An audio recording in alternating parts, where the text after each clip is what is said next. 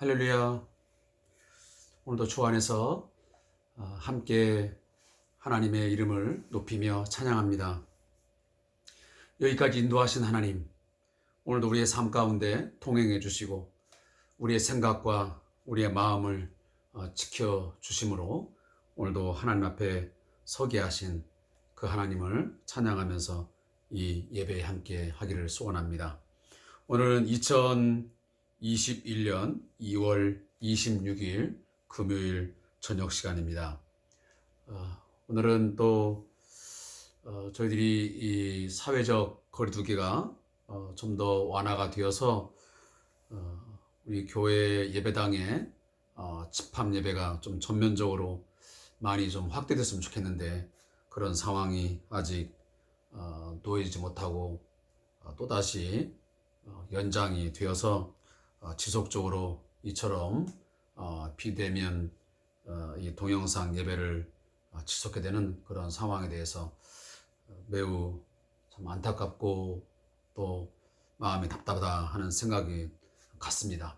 그렇지만 제가 늘 이야기하지만 주어진 상황 가지고 더 이상 우리가 불평하거나 또 원망하지 말고 이 상황에 우리가 족하면서 이 상황 속에서 최선을 다하여 어떻게 우리가 하나님을 예배하며 또 하나님 중심, 말씀 중심, 또 교회 중심으로 살아갈 것인지를 함께 고민하고 함께 노력하는 그런 소중한 시간들이 되었으면 좋겠습니다. 오늘도 그러한 방향성에서 오늘 이처럼 이 주3 교제를 통한 이 큐티를 함께 나눔을 통해서 우리가 함께 얼굴과 얼굴을 맞대면서 인격적인 그런 교제와 또 예배는 할 수 없지만 이마만큼이라도 우리가 이런 또 시스템을 통해서 서로 만나고 함께 예배할 수 있음에 감사할 수 있는 그런 시간들이 되었으면 좋겠습니다. 오늘 우리 함께 펼쳐볼 주3 교제는 244페이지에 기록되어 있는 내용입니다. 먼저 우리 찬송 170장 내 주님은 살아계셔 라고 하는 이 찬양을 우리 함께 드리도록 하겠습니다. 이 찬양은 좀 저도 그렇게 많이 불러본 찬양이 아니지만 우리 함께 이 말씀을 이 찬양의 가사 하나하나를 우리가 새겨가면서 하나님 앞에 믿음으로 고백하면서 드리기를 원합니다.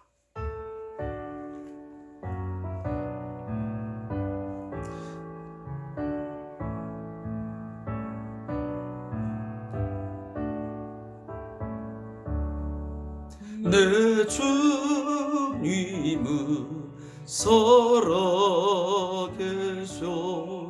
날 지켜주시니 그 큰 사랑 인하여서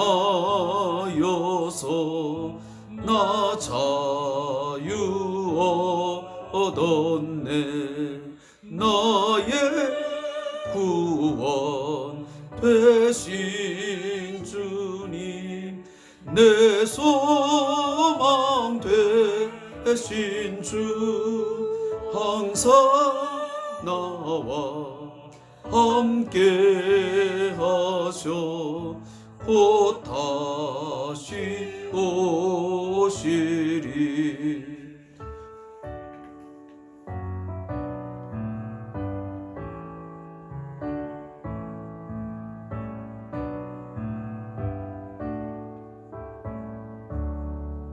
나를 구원하게 하려 주 나를 부르니 주의 은혜 내게 넘쳐 주 뜻을 이루리 구세 믿음 나가지고 주 말씀 따르며 주님 다시 강림할 때 날 영접하시리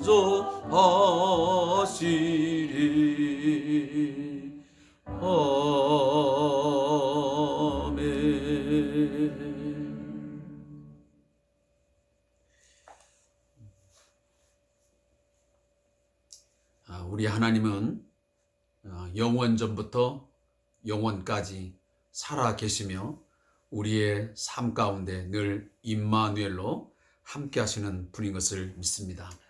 오늘 우리 함께 찬양을 드렸지만 내 주님은 살아 계셔 날 지켜주시니 그 큰 사랑 인하여 나 자유 얻었네.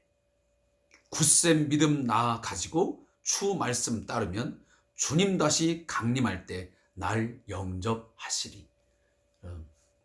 영원토록 살아계시는 그 하나님과의 우리가 이 만남을, 정말 이 소중하고 가장 행복한 만남을 갖게 되었는데, 우리 주님 다시 오시는 그날, 주님 다시 강림할 때에 주님의 영접을 받아서 영원한 그 하나님과의 행복한 아름다운 삶을, 행복한 삶을 누리는 또 저와 여러분 되시기를 바라고, 또 그러한 삶에 대해서, 그러한 부활의 소망, 영생의 삶에 대해서 우리가 믿음으로 함께 고백할 수 있고 그걸 바라보게 된 것에 대해서 늘 감사하는 마음으로 살아갈 수 있으면 합니다.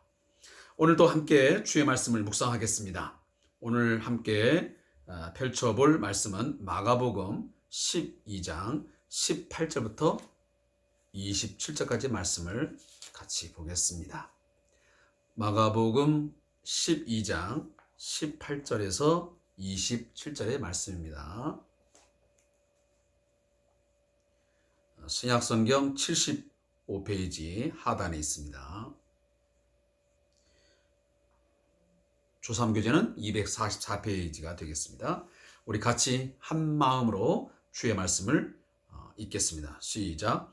부활이 없다 하는 사두개인들이 예수께 와서 물어 이르되 선생님이여, 모세가 우리에게 써 주기를 어떤 사람의 형이 자식이 없이 아내를 두고 죽으면 그 동생이 그 아내를 취하여 형을 위하여 상속자를 세울지니라 하였나이다. 7형제가 있었는데 마지가 아내를 취하였다가 상속자가 없이 죽고, 둘째도 그 여자를 취하였다가 상속자가 없이 죽고, 셋째도 그렇게 하여 7이 다 상속자가 없었고, 최후의 여자도 죽었나이다. 7사람이 다 그를 아내로 취하였으니 부활 때 곧 그들이 살아날 때에 그 중에 누구의 아내가 되리이까? 예수께서 이르시되 너희가 성경도 하나님의 능력도 알지 못함으로 오해함이 아니냐? 사람이 죽은 자 가운데서 살아날 때에는 장가도 아니가고 시집도 아니가고 하늘에 있는 천사들과 같으니라. 죽은 자가 살아난다는 것을 말할진대 너희가 모세의 책 중 가시나무 떨기에 관한 글에 하나님께서 모세에게 이르시되 나는 아브라함의 하나님이요 이삭의 하나님이요 야곱의 하나님이로라 하신 말씀을 읽어보지 못하였느냐? 하나님은 죽은 자의 하나님이 아니요 산 자의 하나님이시라. 너희가 크게 오해하였도다 하시니라. 아멘. 오늘 함께 읽은 이 말씀의 내용의 제목은 부활 논쟁입니다.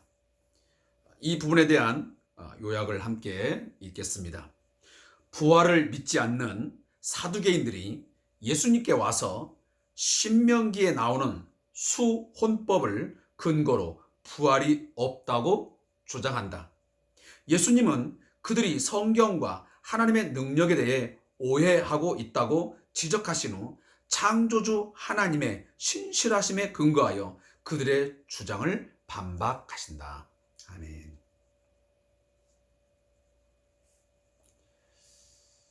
사랑하는 성도 여러분, 여러분들은 부활을 진정 믿습니까?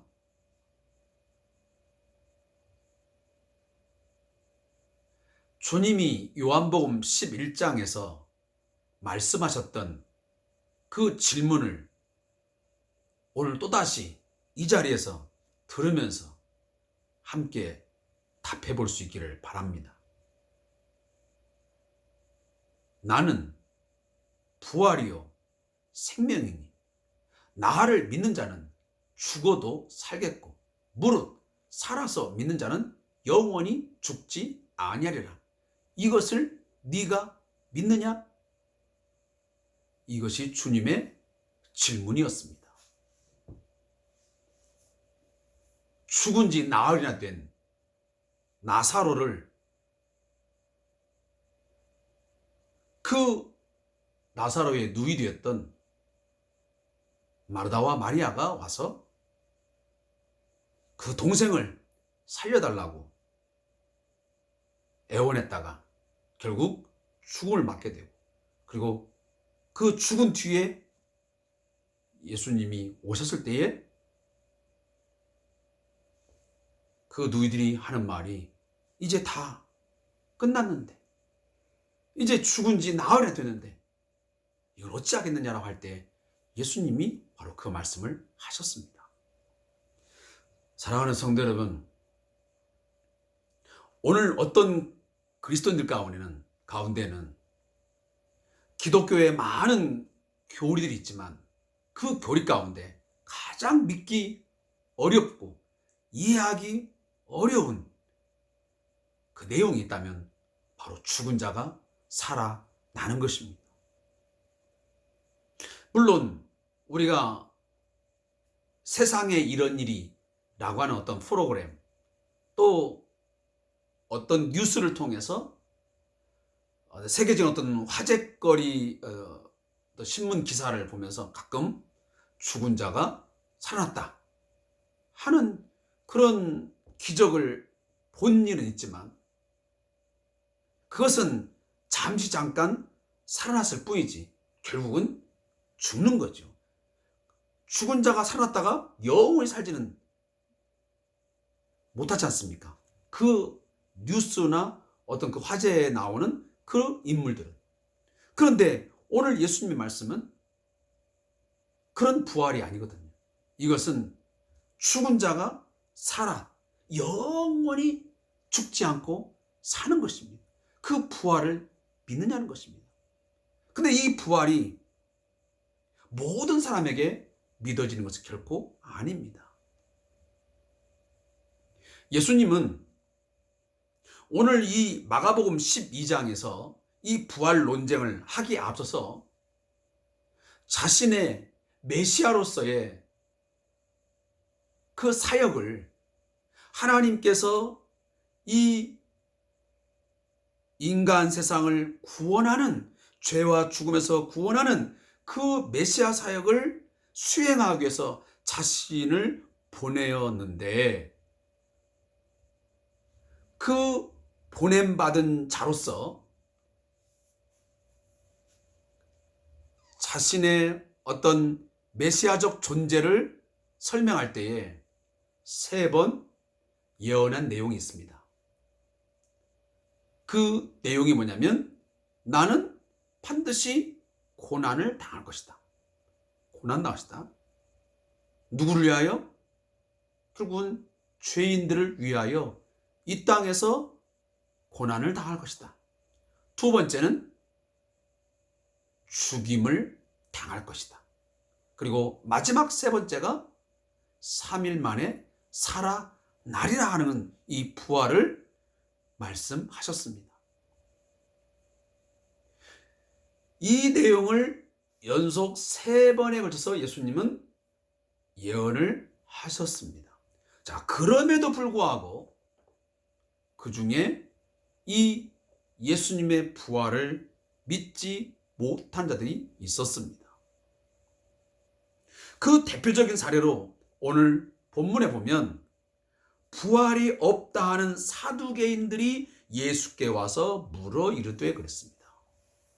자, 그러면 사두개인이라는 이 분파가 도대체 어떤 부류의 사람들이냐라고 하는 것을 우리가 잠시 한번 점검해 볼 필요가 있습니다.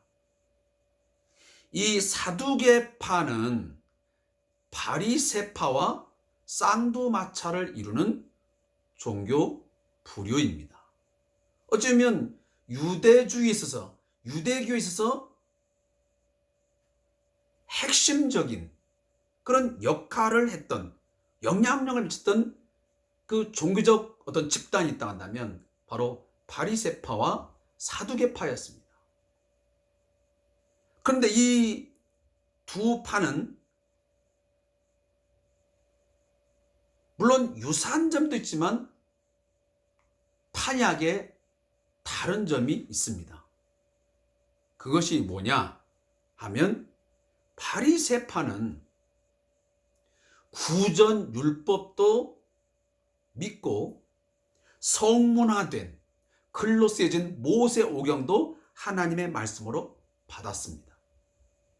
그런데 이 사두개파는 구전 율법, 다시 하면 입으로 전해오는 율법은 그들은 인정하지 않았습니다. 오직 모세 오경만을 성경으로 받아들였던 그런 부류의 사람들이었습니다. 그런데 이 사두개파는 이처럼 바리새인들과 함께 종교적으로 보면 상당히 보수주의인데 정치적인 성향에서는 바리새파와는 또 다른 차이점이 있습니다. 그러니까 바리새파는 정치적으로 봐도 반로마적인 그런 색깔을 띠기 때문에 그들은 정치적인 노선이 달랐습니다. 그리고 절대적으로 로마 정부에 빌붙거나 어떤 기회를 봐가면서 뭔가 아부하는, 그래서 뭔가 기득권을 차지하는 그런 집단이 아니었습니다. 거기에 비해서 이 사두개파는 철저하게 이들은 종교적으로는 보수적이지만 정치적으로는 기회주의자였습니다. 그래서 이 로마 정부에 대해서 어떤 정치적인 어떤 문제 생기면 굉장히 타협을 하고 실리를 챙기는 그런 집단이 바로 이 사두개파였습니다.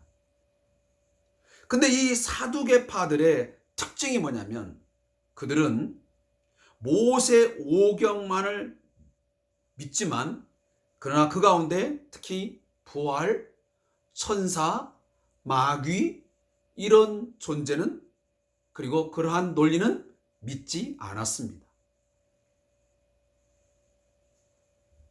오늘 본문에도 그 내용을 그대로 예수님이 오늘 말씀하십니다. 부활이 없다 하는 사두개인들이 예수께 와서 물어이되, 그러니까 마가가 이 예수님에게 와서 지금 질문을 던지는 사두개인들을 소개할 때에 대표적으로 이 사두개인은 부활이 없다 하는 자들이라고 일부러 여기다가 말씀을 넣고 있습니다. 이들은 부활도 안 믿고요, 천사도 안 믿고 마귀도 안 믿습니다.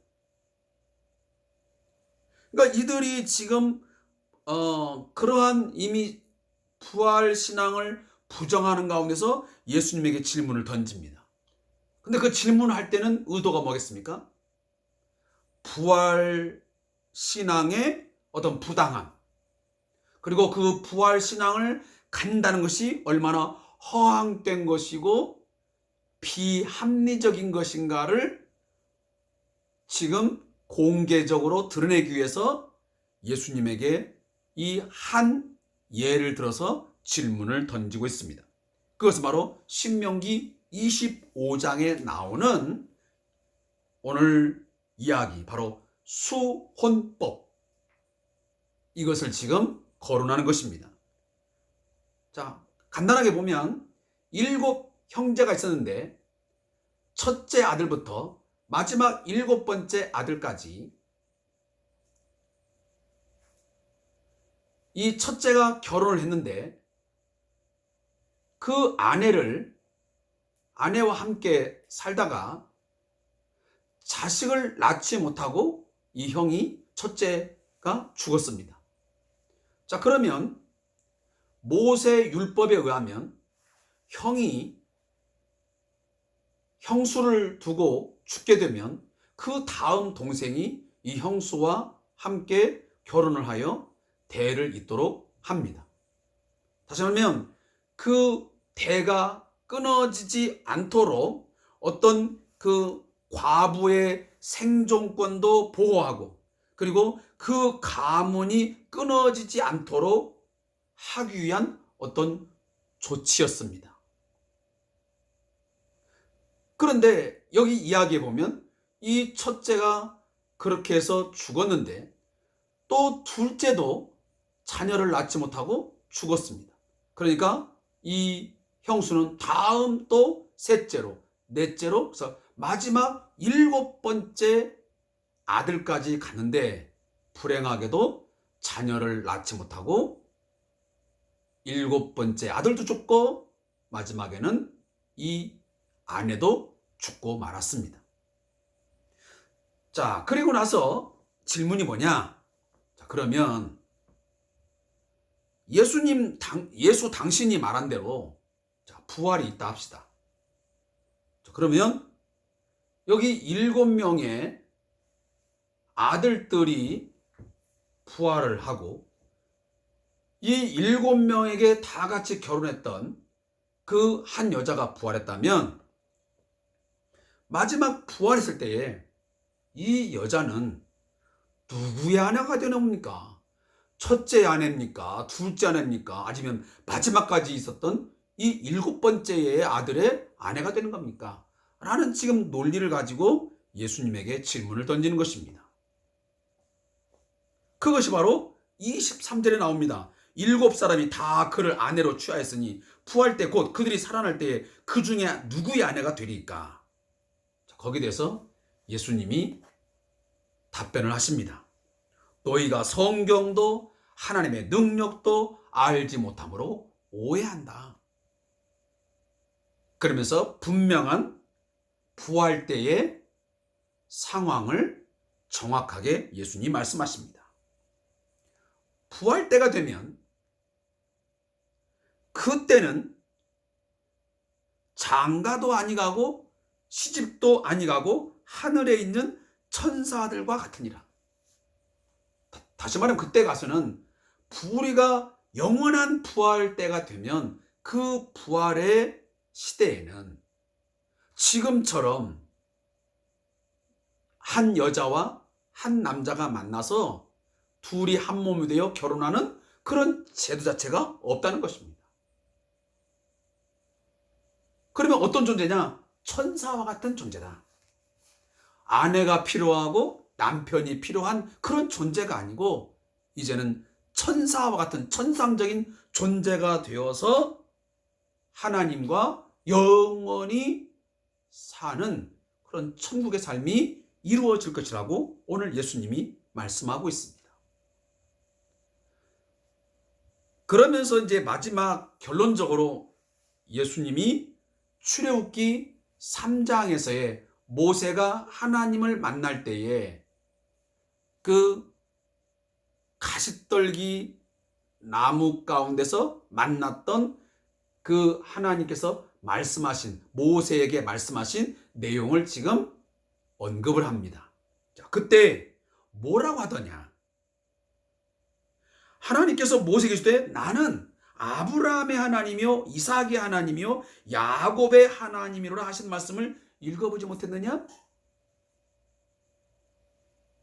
자, 그러면 이미 모세가 그 말씀을 들을 때는 아브라함이 있었습니까? 없었습니다. 이미 죽은 지 오래입니다. 그러면 이삭도 마찬가지죠. 그러면 야곱은 마찬가지입니다. 그런데 하나님은 아브라함의 하나님, 이삭의 하나님, 야곱의 하나님 그 말씀하시면서 하나님은 죽은 자의 하나님이 아니오 산 자의 하나님이에요. 이 말은 뭐냐면 아브라함이나 이삭이나 야곱이 과거에 죽었지만 지금 하나님은 그들의 하나님이라고 하신 말씀 보면 그들은 죽은 것이 아니로 뭐다? 살아 있다는 뜻입니다. 육체로서 아브라함이나 이삭이나 야곱은 살아있지 않지만 그들은 이미 믿음 안에서 죽은 자이기 때문에 살아있는 자로서 하나님은 말씀하셨고 나는 그들의 하나님이라고 오늘 말씀하고 있는 것입니다. 제가 여기 나와 있는 내용을 좀 하나 읽어보겠습니다. 자, 예수님의 논지가 이런 것입니다.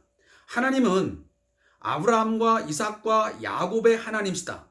또한 하나님은 죽은 자의 하나님이 아니라 산 자의 하나님이시다. 그렇다면 아브라함과 이삭과 야곱은 비록 이 세상에서 죽은 자이지만 그들은 지금 살아있다. 그러므로 성경은 부활을 말하고 있다. 자, 이것이 어떤 그 책에 나오는 그 인용된 부분을 제가 여러분에게 지금 읽어 드리고 있는 것입니다. 자, 이처럼 아브라함과 이삭과 야곱이 죽은 자이지만, 이 세상에서의 죽은 자이지만 하나님은 그들의 하나님이라고 말씀하시면서, 그리고 오늘도 예수님 뭐라고 하냐면 하나님은 죽은 자의 하나님이 아니고 산 자의 하나님이다 라고 말씀하심을 통해서 분명히 부활이 실제함을 말씀하고 있는 것입니다.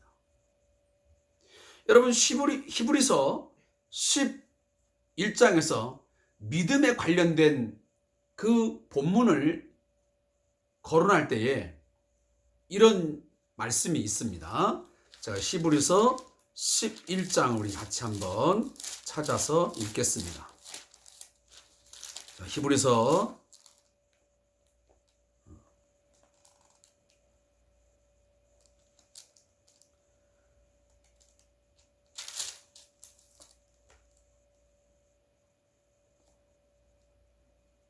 11장 제가 지금 조금 갑자기 생각나서 지금 말씀을 좀 드리려고 했는데 12장입니다. 죄송합니다. 자, 여기 본문을 한번 우리가 참고할 필요가 있습니다. 12장 1절에 히브리서 이러므로 우리에게 구름같이 둘러싼 허다한 증인들이 있으니 모든 무거운 것과 얽매기 쉬운 죄를 벗어버리고 인내로서 우리 앞에 당한 경주를 하며 그랬습니다. 자, 여기 지금 11장에 보면 믿음으로 삶을 살다가 죽은 믿음의 선배들, 믿음의 선조들의 신앙과 삶을 나열합니다. 그리고 나서 이 히브리서 기자는 이 히브리서를 읽는 독자들에게 이런 이야기를 꺼냅니다. 이러므로 우리에게 구름같이 둘러싼 허다한 증인들이 있으니 그랬습니다. 실제로 여기 나오는 히브리서 11장에 나오는 아브라함이나 이삭이나 야곱이나 또 삼손, 입다, 다윗, 사무엘, 이들은 다 죽은 자들입니다. 그런데 이 히브리서 기자는 이들이 지금 구름같이 둘러싼 허다한 증인처럼 우리들을 지금 바라보고 있다라고 이야기를 합니다. 자, 그러면 성경은 우리에게 부활이 있음을 분명하게 말씀합니다. 아브라함도 이삭도 야곱도 그리고 다윗도 사무엘도 삼손도 입다도 그 이후에 많은 믿음의 우리의 선조들이 구름같이 둘러싸여서 오늘도 우리가 어떠한 믿음의 선한 싸움을 싸우는지를 오늘도 보고 있고, 우리도 그렇게 믿음을 따라 살았더니 이렇게 하나님 앞에 우리가 의의 멸류관, 생명의 멸류관을 받았다. 우리가 칭찬과 영광을 받았다. 그러면서 증인으로서 우리를 대변해 준다는 것입니다. 이 말씀을 우리가 믿는다면 우리가 죽는다 할지라도 우리에게는 분명히 영원한 영생의 부활이 있음을 믿습니다. 생명의 부활이 있음을 믿습니다.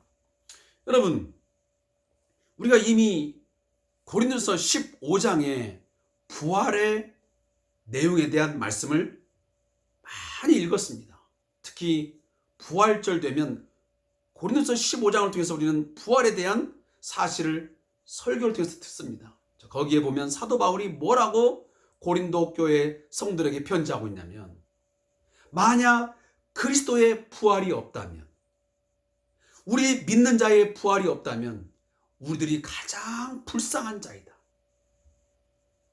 그리고 만약에 예수의 그 부활, 우리의 부활이 없다 한다면 우리의 믿음은 헛것이요.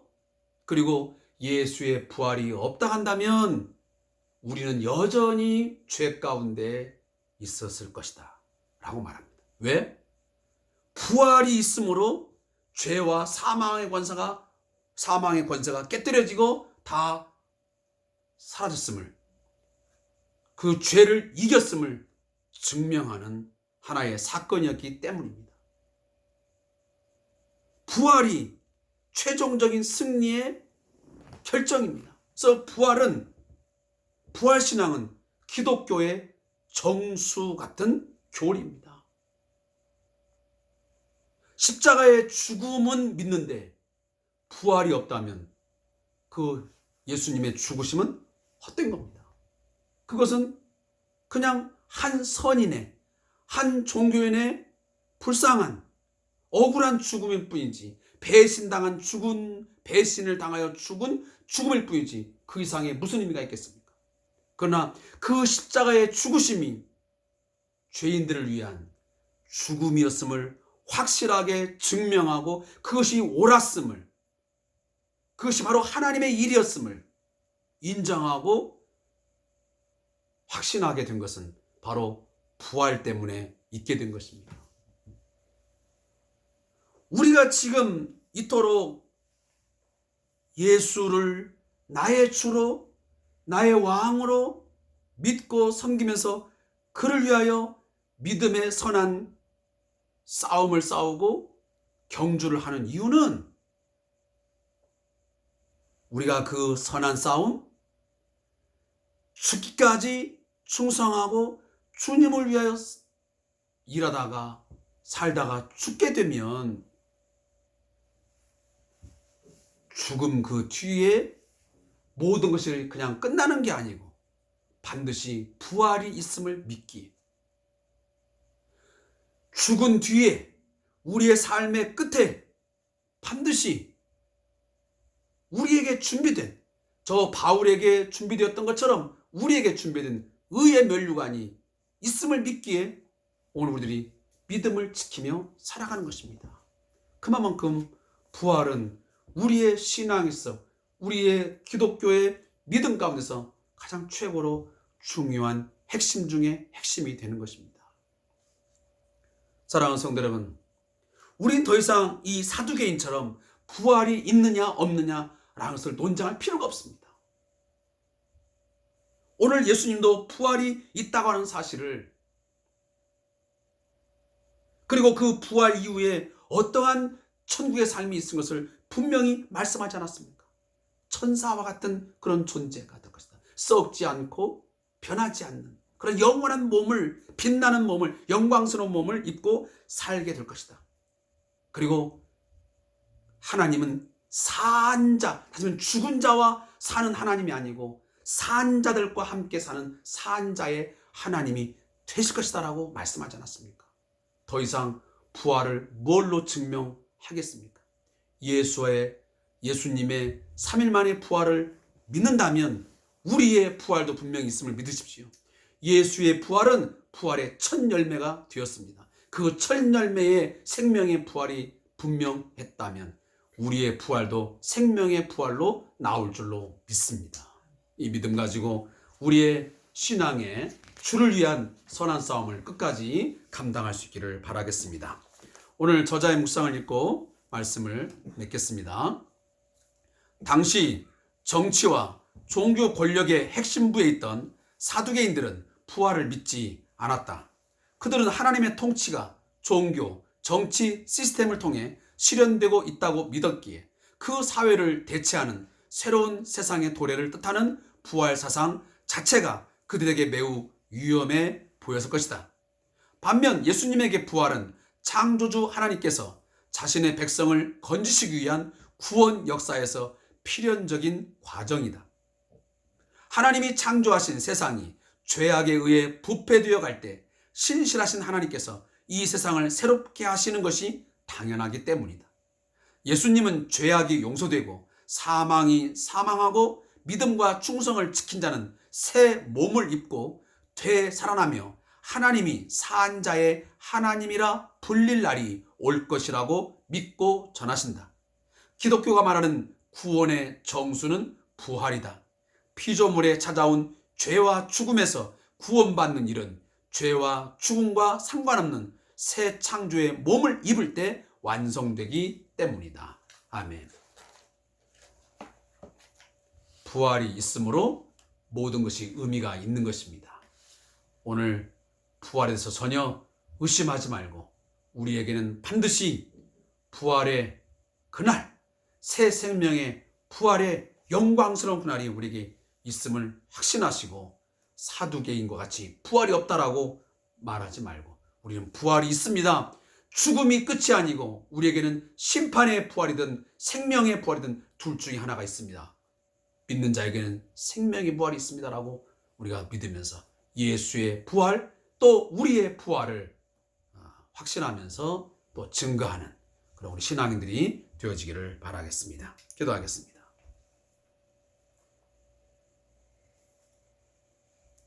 죽은 자의 하나님이 아니시요 산 자의 하나님 되시는 하나님 아버지, 하나님은 아브라함의 하나님이시요 이삭의 하나님이시요 야곱의 하나님 것을 믿습니다. 하나님은 약속에 언약에 신실하셔서 한 번 약속하신 것은 끝까지 지키시는 하나님 것을 믿습니다. 예수를 구주로 믿고 예수의 생명을 가진 자에게는 반드시 다시 살아나는 부활이 있음을 믿습니다. 그 부활을 믿고 그 부활이 있기에 우리의 믿음은 헛것이 아닌 줄로 믿습니다. 우리는 죄 가운데 있지 아니하고 우리는 하나님의 의를 부여받아 공급받아 우리는 의인됨을 믿습니다. 하나님, 오늘날 부활을 믿지 못하는 자들이 있습니다. 부활을 믿지 못하는 그들에게 오늘도 부활의 확실함을 우리가 증거하고 가르치게 해 주셔서 그들도 주님 다시 오시는 그날에 영광의 주님 다시 오시는 그날에 그들도 생명의 부활에 영광의 부활에 동참할 수 있는 그날이 또 그들이 되게 하여 주시옵소서. 감사하며 예수님의 이름으로 기도하옵나이다. 아멘. 자, 오늘 금요 기도회가 있는 날인데 좀 다른 날에 비해서 여러분들 좀 기도에 집중하는 그런 시간이 되었으면 좋겠습니다. 요즘에 코로나19 때문에 굉장히 어려운 상황이 참 많습니다. 저희 요양원의 경영도 그렇습니다. 요즘에 이런저런 부분들로 많이 힘겨운 삶의 상황들이 많이 놓여졌습니다. 소상공인들도 수입이 너무 많이 줄어들어 버렸고 그러면서 폐업하는 그런 기업도 참 많아졌고 상점도 많아졌고 다양한 층에서 어려움을 호소하고 있습니다.